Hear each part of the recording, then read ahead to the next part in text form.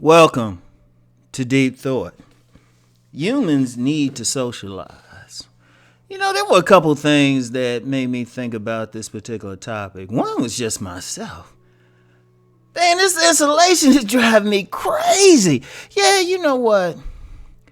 Part of it, I do get to socialize more than other people because I can still go to the grocery stores, and I got friends at all the grocery stores, particularly lady friends. We give each other air hugs.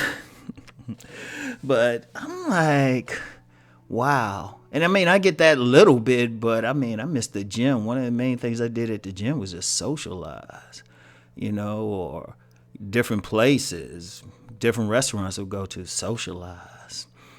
It's like, and, especially people, sporting events and clubs and everything. That's socializing. Now, something else, I saw a news clip.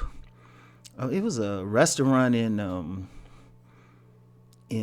Colorado that was openly defying like the stay-at-home order, the socialization, and they were showing people in here. None of them had masks on. They were close to each other. They were violating social distancing. And eventually, they got shut down, but, people were out there. Even now, you got people who are protesting, they protesting all of this. They protest, some of the protesters are even armed. And, it's deeper than just freedom. Or it's even deeper than people just simply wanting their jobs. They want to be able to work. Humans are built to socialize. And seriously, on a deep level, even introverts will socialize, not on the same extent, but you still, even an introvert will socialize with a small group of people. All the introverts got some friends. That's still socialization. And, it's one thing to be around family, which is good. That's socialization. But, we need that. See, understand something.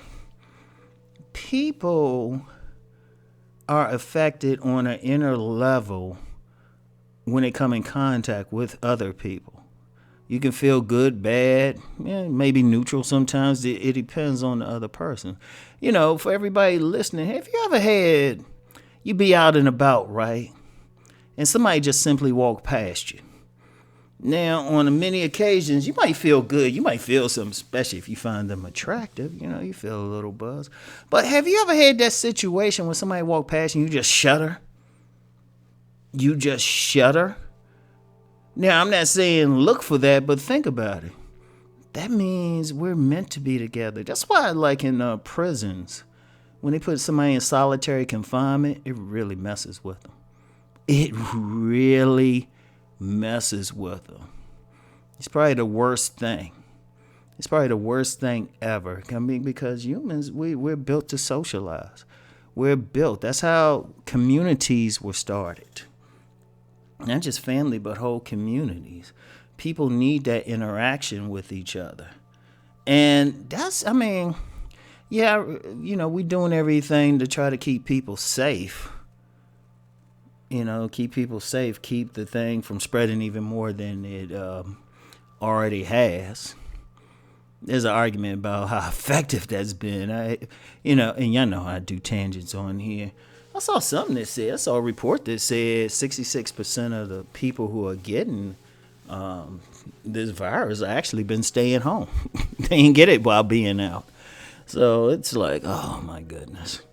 Yeah, I think there's some deeper stuff with this, but I'm thinking about, I'm looking at it. Yeah, the virus is major. The jobs are major.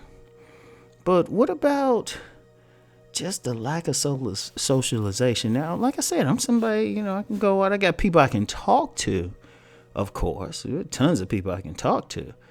But that's different from actually socializing, actually looking at them, actually being in their presence.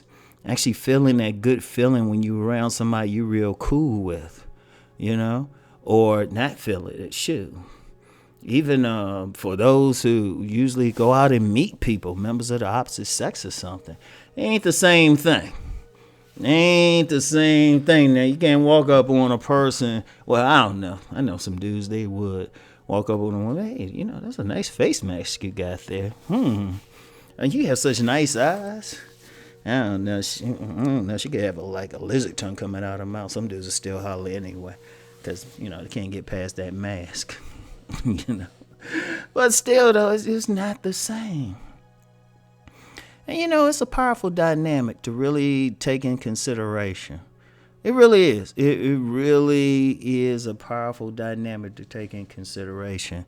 Because how will people respond to this? Seriously, how will people respond to it? Because I think some people, now I don't know for sure. I haven't sat down and did the research and see what information there was about this. Perhaps someone has and they can share what they found. But I think there's going to be a serious mental health thing. Serious mental health. Indeed, I believe, I'm just saying, from my perspective, that's probably why liquor stores were considered essential. They don't sell cleaning supplies. They don't sell cleaning supplies or medical supplies or food. They sell primarily alcohol. What does that do? That kind of keeps people dull them down, keep them relaxed. But shoot, no telling how that's going to affect maybe alcoholics. It's hard to stay on a wagon under that situation. And then other people, say somebody, especially like people who are more extroverted, which means they get their energy from other people. See, that's another thing. Extroverted people, they have to interact. How are they going to respond to this? I think introverts will have it easier, even though, like I said, introverts interact as well. But how the extroverts are going to really deal with this? The people who have to. I mean, you have certain people, that's what they live for. In fact, they will, even to the point, they will get in professions where they can interact with people. And that's something too. Because I know a lot of people who've worked retail and very good at it, and their main job is to interact with people. And they can't do it now, not to the same extent. And how will that affect them? Because when you have, especially certain, and not all extroverts, but certain extroverts, they need that for their sanity. Now, like I say, not all of them, but there's a certain group of them. If you certain personality structures that need to interact with people, they need to have that contact. They enjoy that contact. They love that contact. But they might not be able to do it to the same extent. Very powerful, very something to think about, right? Something to think about, because it's a need for humans. We need that.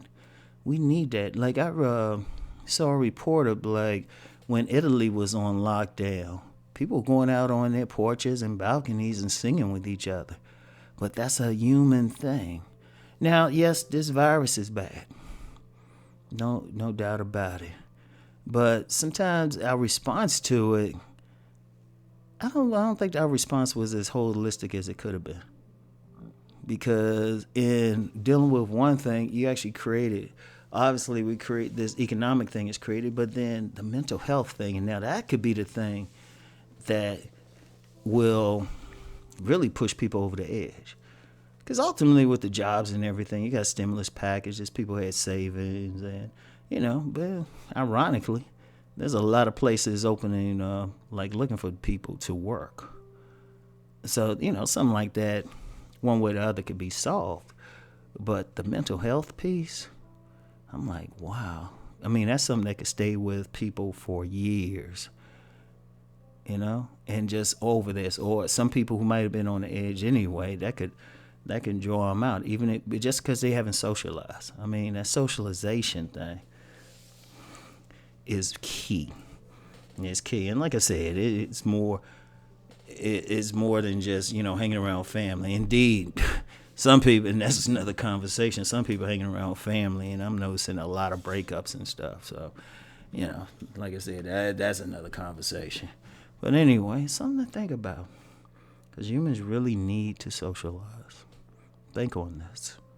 So anyway, y'all have a good day now. Peace and many blessings.